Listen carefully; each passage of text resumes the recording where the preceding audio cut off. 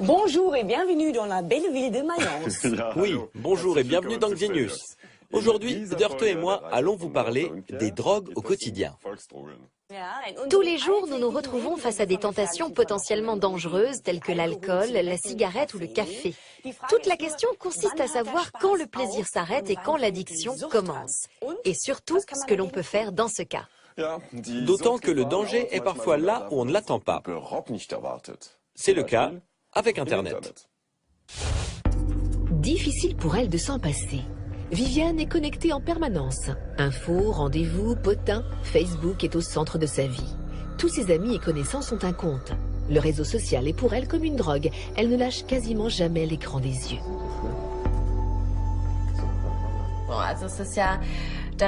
Il y a toujours quelque chose de drôle, de marrant qui se passe. On voit des super trucs.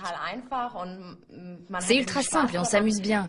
Sauf que quand on a une disserte à écrire et qu'on est un peu à la bourre, on a tendance à s'énerver. On s'en veut parce qu'on se rend compte qu'on perd un peu le contrôle. On n'est pas capable de se dire « Bon, ok, là je me déconnecte ». Tu n'y arrives pas? Non. Pour ne pas rater son bac, Viviane a dû se désinscrire de Facebook. Temporairement. Les années de fac s'annoncent difficiles. À peine est-elle connectée que quelques 700 amis l'attendent. Plus de 40 sont en ligne en même temps qu'elle. Tous postent, c'est-à-dire écrivent des articles, commentent, envoient des photos et like, autrement dit, approuvent les publications des autres. On regarde toutes les secondes, surtout quand on est une fille. Dès qu'on a posté une photo ou mis à jour la photo de son profil, on regarde toutes les secondes pour voir si quelqu'un l'a déjà liké. Je ne pourrais pas dire combien de temps exactement je passe dessus, mais dès que j'ai une minute de libre, je regarde. Il n'y a pas de moment où je mets vraiment mon portable de côté et où je me dis « bon, maintenant j'arrête ». Je suis toujours connectée. Les réseaux sociaux peuvent se transformer en addiction. De plus en plus d'adolescents sont concernés. Aujourd'hui, en France comme en Allemagne, presque tous disposent d'un accès à Internet, via un ordinateur portable, un PC ou un smartphone. À en croire les spécialistes, l'addiction à Internet est le mal de demain. Le psychologue Hans-Jürgen Rumpf de l'université de Lübeck a rédigé un rapport sur le sujet pour le compte du ministère allemand de la Santé. Sur l'ensemble de la population, on compte 1% d'individus qui présentent une addiction supposée à Internet. Chez les 14-16 ans, ce pourcentage est plus élevé, jusqu'à 4%.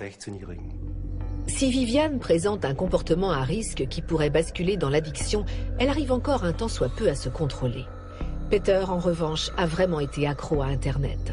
À 23 ans, le jeune homme a déjà une cure de désintoxication derrière lui. Pendant 4 ans, il n'a pas quitté son ordinateur portable, y jouant jusqu'à 20 heures par jour. C'en était arrivé au point où je ne me levais pratiquement plus. Je faisais tout depuis mon lit. Jouer, me commander à manger.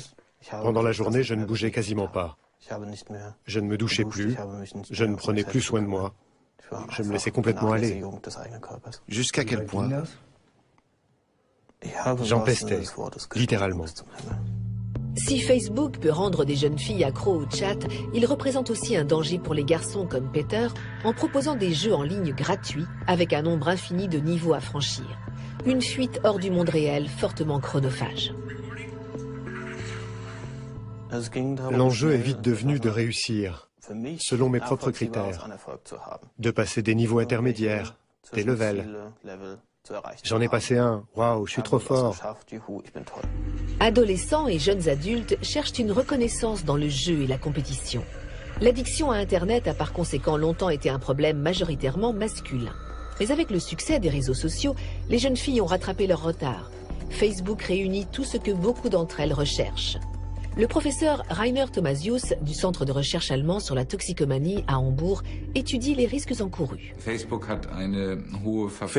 exerce un grand pouvoir de séduction sur les jeunes filles qui ont des problèmes d'estime de soi et ont du mal à maîtriser leurs émotions. Elles aimeraient être acceptées, elles aimeraient si possible recevoir des compliments et obtenir, via les réseaux sociaux du net, ce que leur quotidien ne leur fournit pas.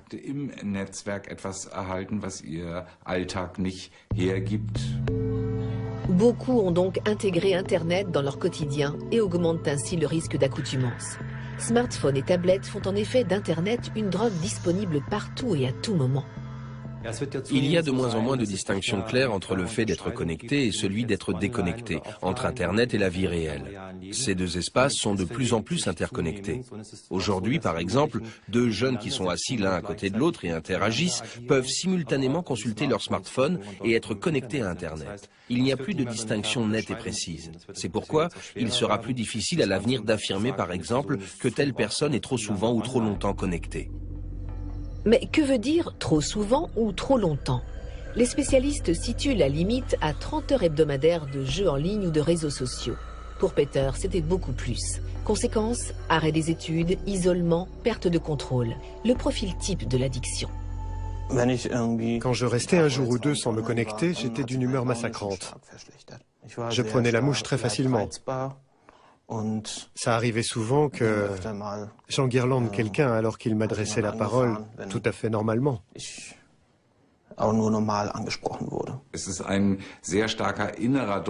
Les jeunes se mettent une pression très forte pour apprendre à maîtriser ces moyens de communication. Et lorsque les parents veulent tenter de poser des limites, des situations conflictuelles intenses se créent dans les familles. Il peut même arriver qu'apparaissent chez ces jeunes des réactions de l'ordre des symptômes de sevrage.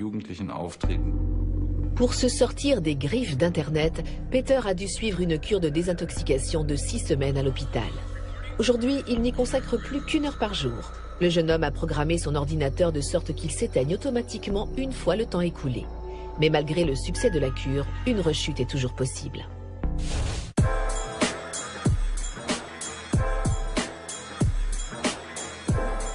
Nous allons maintenant découvrir la première consultation ambulatoire d'Allemagne spécialisée dans l'addiction à Internet et aux jeux vidéo. Ici, les patients peuvent participer à des séances de thérapie régulières sans être obligés d'être hospitalisés plusieurs semaines.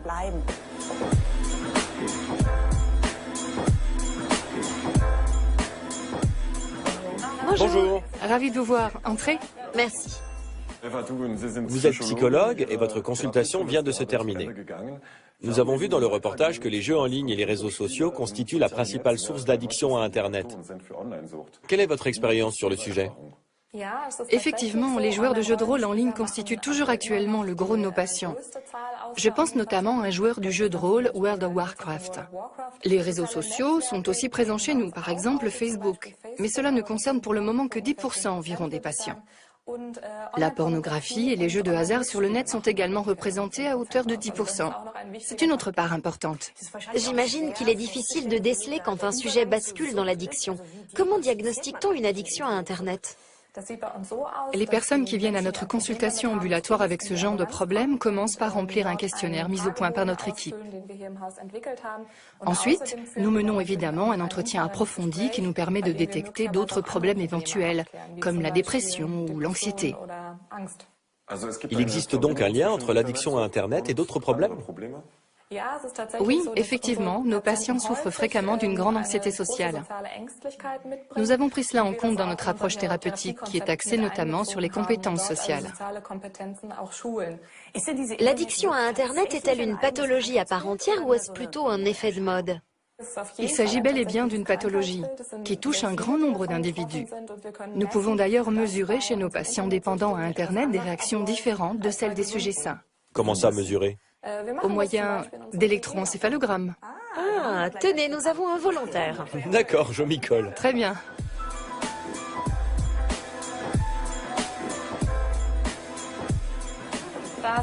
Voici notre laboratoire. La classe.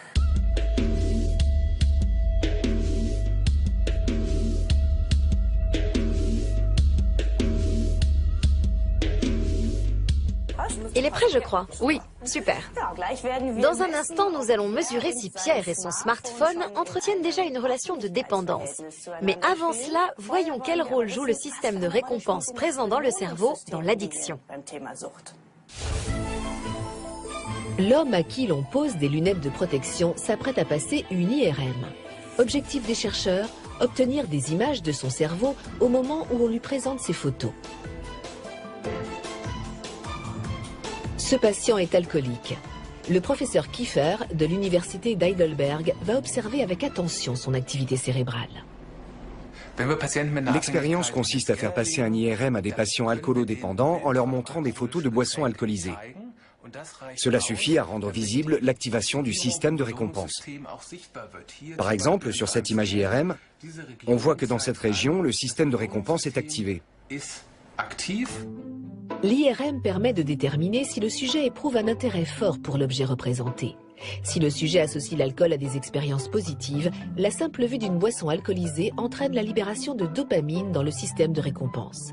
La dopamine est un neurotransmetteur, c'est-à-dire une molécule servant de messager entre les neurones. La dopamine est un neurotransmetteur essentiel impliqué dans l'apparition de l'addiction non pas parce qu'elle rend euphorique, mais parce qu'elle oriente l'attention en direction de la substance addictive.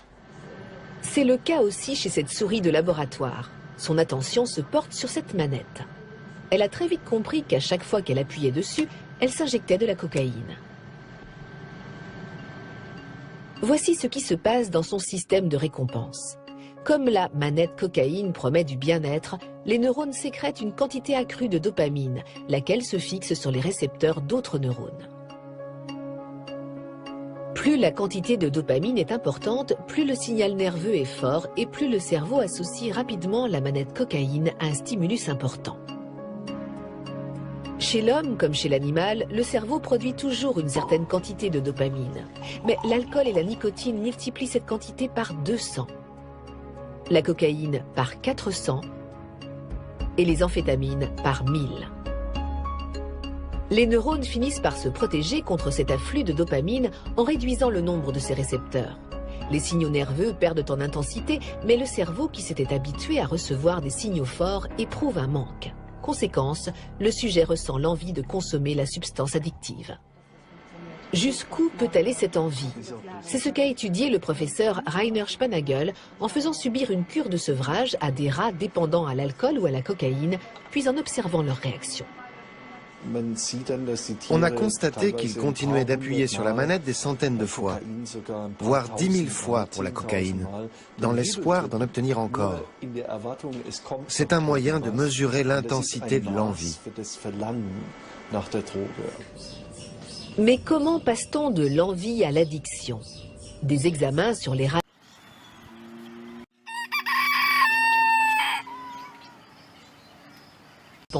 ont révélé qu'en plus de la dopamine, un autre neurotransmetteur était impliqué, le glutamate.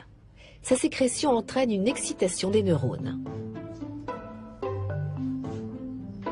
Or, l'alcool, en jaune à l'écran, bloque les récepteurs du glutamate. Comme les effets excitants du glutamate sont en partie entravés, le sujet ressent un sentiment d'apaisement. Problème, le blocage des récepteurs entraîne une production accrue de glutamate. Si à ce moment-là, l'organisme a éliminé tout l'alcool ingéré, de grandes quantités de glutamate se retrouvent soudain sur les récepteurs désormais libres. Conséquence, au lieu d'être simplement stimulé, le corps est agité. Reprendre de l'alcool est une solution, mais seulement temporaire, car à long terme, le problème ne fait qu'empirer. Chez les sujets sains, un mécanisme de régulation empêche que le glutamate soit produit en excès en permanence. Sauf qu'une consommation régulière d'alcool détruit ce frein naturel. La conséquence? Des concentrations extrêmement élevées de glutamate qui entraînent des symptômes de manque, comme une grande agitation et des crampes. Les études montrent que le mécanisme de régulation du glutamate chez les rats est quasiment identique à celui de l'homme. Le mystère de l'addiction est-il sur le point d'être résolu? Nous avons certes identifié un mécanisme, mais au cours de ces 20 dernières années, bien d'autres mécanismes ont été identifiés comme jouant un rôle dans le processus addictif, au niveau moléculaire et biochimique. Nous ne pouvons donc pas affirmer que nous comprenons désormais l'addiction. Tous les systèmes de neurotransmission sont loin d'avoir été étudiés, idem pour leurs interactions. Ce que l'on sait, c'est que les stimuli, quelle que soit leur nature, entraînent de nouvelles connexions neuronales à la base de l'apprentissage et de la mémoire, y compris de la mémoire de l'addiction. Il a été prouvé, du moins avec l'alcool et la cocaïne, que le glutamate participe à l'apparition de la mémoire de l'addiction et que la dopamine la consolide. Une expérience doit permettre de savoir si cet apprentissage du système de récompense est réversible. Des sujets alcooliques sont invités à ouvrir une bouteille de leur boisson préférée, à remplir un verre et à humer son odeur. Mais ils n'ont pas le droit de boire. Objectif, faire perdre à l'alcool son importance démesurée. Reste à voir comment va réagir le système de récompense à cette tentative de désensibilisation. Après ces séances, l'activation du système de récompense a été moins importante. De même, nous le supposons que la sécrétion de dopamine et l'attention portée en direction du stimulus. Les chercheurs tiennent une piste pour diminuer la probabilité de rechute des patients dépendants, mais pas pour effacer la mémoire de l'addiction ancrée dans le cerveau. Ok, c'est parti pour l'électroencéphalogramme. On y va.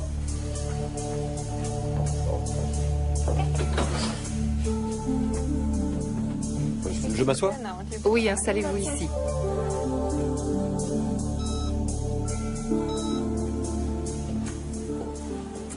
Nous allons commencer.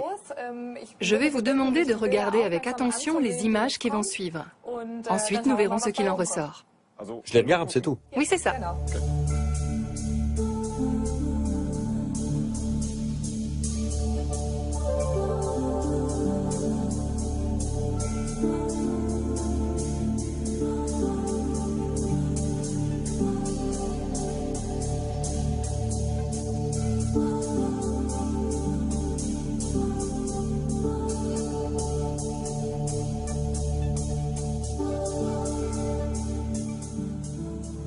Alors, que nous dit le bonnet de bain de Pierre?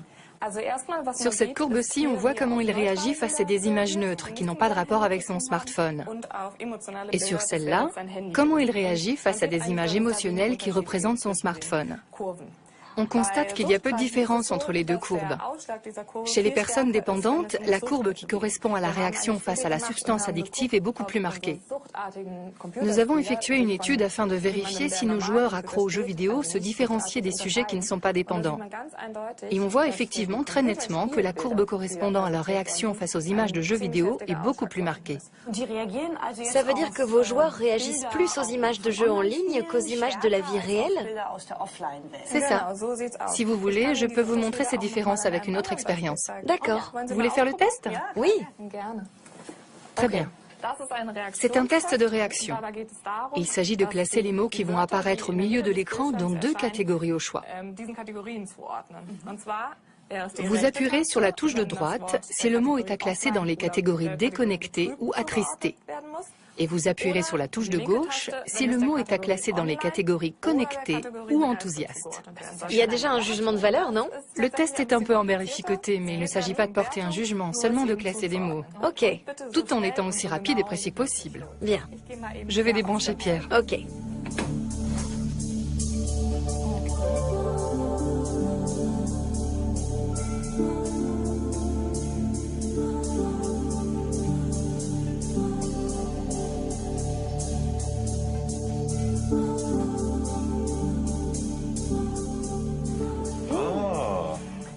Les résultats sont arrivés, on dirait. Alors?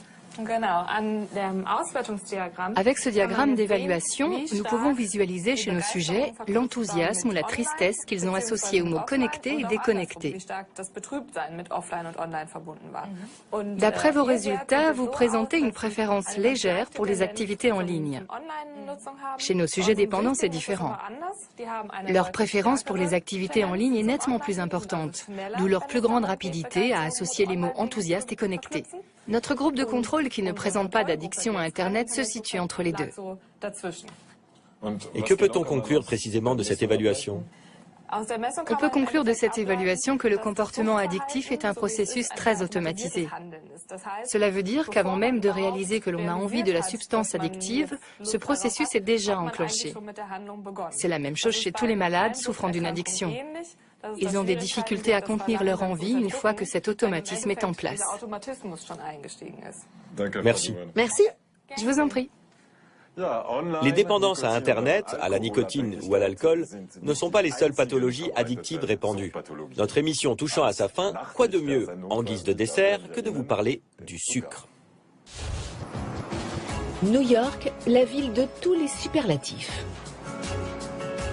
Mais l'un d'entre eux suscite l'inquiétude des autorités sanitaires. Les New-Yorkais sont trop gros. Environ 6000 habitants de la grosse pomme meurent chaque année des conséquences du surpoids. En cause, le sucre. Les autorités de santé essaient d'alerter la population au moyen de vidéos chocs. Un soda le matin, 16 morceaux de sucre. Un thé glacé à midi, 18 morceaux. Un café frappé à la pause, 32 morceaux. Et un cola le soir, 27 morceaux. Soit une consommation totale de 93 morceaux de sucre dans la journée et des conséquences graves pour votre santé, notamment l'obésité, facteur de diabète, de maladies cardiovasculaires et même de cancer. Alors buvez, mais sans vous rendre malade. À New York, ces appels à la raison n'ont pas suffi. Une loi devait interdire la vente de boissons non alcoolisées de plus d'1 demi-litre dans les kiosques, restaurants et cinémas. Mais quelques heures avant son entrée en vigueur, cette interdiction très controversée a été invalidée par un tribunal new-yorkais. Un sérieux revers pour Michael Bloomberg, l'ancien maire de la ville, qui voit dans cette initiative une étape importante dans la lutte contre l'obésité. This is the single biggest step any city, I think, has ever taken to curb obesity. But certainly not the last step that lots of cities are going to take, and we believe that it will help save lives. La plupart des gens savent que l'obésité n'est pas bonne pour la santé. Alors pourquoi certains ont-ils autant de mal à renoncer au sucre? Est-ce par manque de volonté ou parce que le sucre est une addiction? Quelle que soit la réponse, pour le professeur en nutrition Robert Lustig de l'Université de San Francisco, il ne faut pas laisser chacun gérer seul sa consommation de sucre. Nous avons besoin d'une intervention des pouvoirs publics pour réduire la consommation de sucre. Quant à savoir quelle forme cette intervention doit prendre, le débat reste ouvert. Personnellement, je n'ai pas d'avis tranché sur la question. La seule chose que je sais, c'est que nous avons besoin de réduire la consommation de sucre et que cette initiative doit être lancée par les pouvoirs publics, pas par les consommateurs. Sinon, rien ne changera jamais, car si le sucre est addictif et s'il est disponible, les gens continueront d'en consommer trop, comme ils le font actuellement. Le sucre rend-il vraiment accro? Cette question intéresse aussi des chercheurs allemands spécialisés dans l'addiction. À l'université d'Heidelberg, ils utilisent l'IRM pour étudier le cerveau de patients en surpoids. Le professeur Falk Kiefer examine ce qui se passe lorsqu'on présente à ses volontaires des photos de différents aliments. Résultat, leur cerveau ne réagit pas de la même manière face à une pomme que face à une glace ou une pâtisserie. Seuls les aliments contenant du sucre ajouté activent le système de récompense qui réagit au sucre comme à l'alcool ou à d'autres substances addictives en sécrétant de la dopamine. Avec ce système de récompense qui produit de la dopamine, tout ce qui a un rapport avec une consommation de sucreries est considéré par le cerveau comme important et augmente l'attention. Des personnes souffrant d'obésité marchant dans la rue porteront davantage d'attention à la boutique du bonbon, au marchand de glace ou au McDonald's que des personnes non obèses qui réagiront à ces nombreux stimuli de façon tout à fait neutre. Mais peut-on aller jusqu'à qualifier l'envie de sucre d'addiction? Les chercheurs allemands n'ont pas encore d'avis tranché. La prédilection pour les sucreries a beaucoup à voir avec la prédilection pour les drogues. Seule l'ampleur du problème est en général plus grande chez les toxicomanes. Mais nous connaissons des obèses gravement atteints qui, malgré les innombrables répercussions sur leur santé, n'arrivent pas à arrêter le sucre. Le professeur Rainer Spanagel aussi étudie l'envie irrépressible de sucre. Non pas sur les hommes, mais sur les rats. Les rongeurs en sont tout comme nous très friands.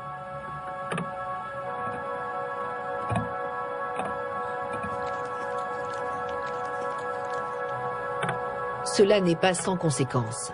Les scientifiques ont découvert qu'une consommation élevée de sucre conduisait au niveau moléculaire à une modification durable de leurs synapses, les zones de contact entre les neurones.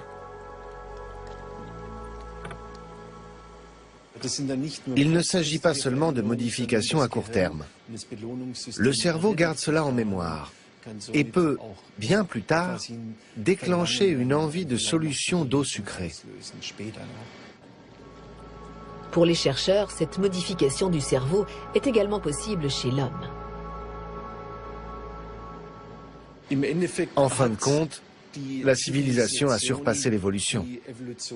L'évolution n'avait pas prévu que les hommes vivraient un jour dans un paradis. Or, c'est ce qui arrive aujourd'hui en ce qui concerne la nourriture. Un paradis à risque dont il faut soi-même se chasser si l'on ne veut pas tomber malade.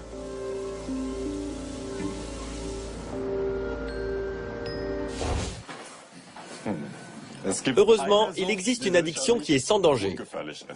C'est d'être accro à Xenius. Avec nous, aucun risque de mauvais trip.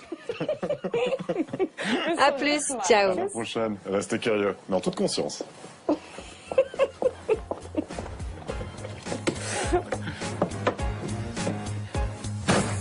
En plus, l'avantage avec Xenius, c'est qu'on peut le revoir sur Arte Plus 7 ou aller sur notre page Facebook. C'est vrai, tiens, d'ailleurs regarde, on a des nouveaux likes suite à notre dernier post. Ah, cool. Ça fait plus de téléspectateurs. Attends, je regarde sur Twitter.